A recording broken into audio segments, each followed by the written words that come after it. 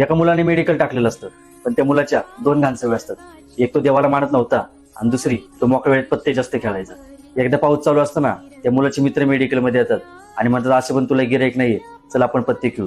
ते पत्ते खेळायला बसतात. तेव्हा एक लहान मुलगा भिजलेला तिथे येतो आणि ते मेडिकलवाल्याला म्हणतो, माझी आई खूप आजारी, मला औषध द्या. पण तो मेडिकलवाला पत्ते खेळण्यात एकदम मग्न झालेला असतो.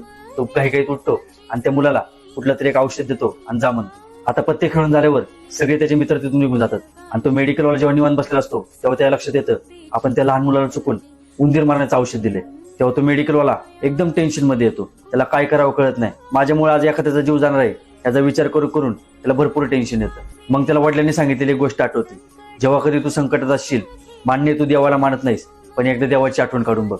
तेवढा तो मागं फिरतो आणि डोळे बंद करून स्वामी समर्थांची आठवण काढतो. तेवढ्यात पुढच्या 5 मिनिटात तोच लहान मुलगा शिकल्याने माखलेला पुन्हा मेडिकलमध्ये येतो आणि ते मेडिकलवाल्याला म्हणतो, मी घरी जात आता पाय घसरून पडलो आणि तुम्ही दिलेली औषधाची बाटली माझ्याकडून फुटली, मला पुन्हा एकदा औषध द्या. तेव्हा तो मेडिकलवाला त्याला औषधाची बाटली देतो आणि त्याच्याकडून पैसे घेत नाही. मित्रांनो, एक लक्षात ठेवा, तुम्ही देवाला मानत असाल किंवा नसाल, पण जेव्हा कधी तुम्ही अडचणीत असाल, एकदा देवाची आठवण काढून बघा. देव तुमच्या मदतीला कुठल्या ना कुठल्या रूपात नक्की येणार.